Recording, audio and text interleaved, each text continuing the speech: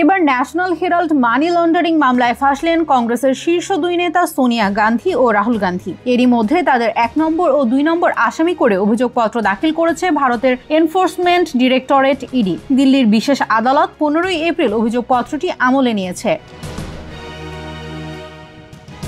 ইডির অভিযোগপত্রে বলা হয়, ন্যাশনাল হেরাল্ড পত্রিকাটি প্রতিষ্ঠা করেছিলেন ভারতের প্রথম প্রধানমন্ত্রী জওহরলাল নেহরু। ইংরেজি দৈনিকটির পরিচালনার দায়িত্বে ছিল জনপ্রিয় রাজনৈতিক দল কংগ্রেস। 2008 সালে ন্যাশনাল হেরাল্ডের মুদ্রণ সংস্করণ বন্ধ হয়ে গেলেও 2016 সালে ডিজিটাল সংস্করণের মাধ্যমে এটি ফের যাত্রা শুরু করে।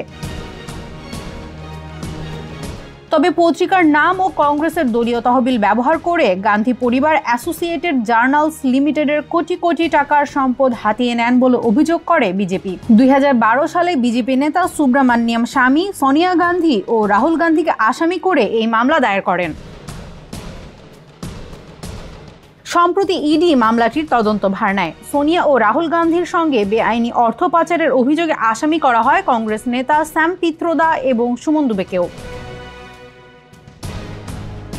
2012 সালে মামলা হলেও এই প্রথমবারের মতো prevention of money laundering act অর্থাৎ PMLA আইনে মামলাটির অভিযোগপত্র দাখিল করা হলো। আগামী 25 এপ্রিল দিল্লির বিশেষ PMLA আদালতে মামলাটির শুনানি হবে। বিচারক বিশাল গণন শুনানির দিন তদন্ত কর্মকর্তাদের কেস ডায়েরি দাখিলের নির্দেশ দিয়েছেন।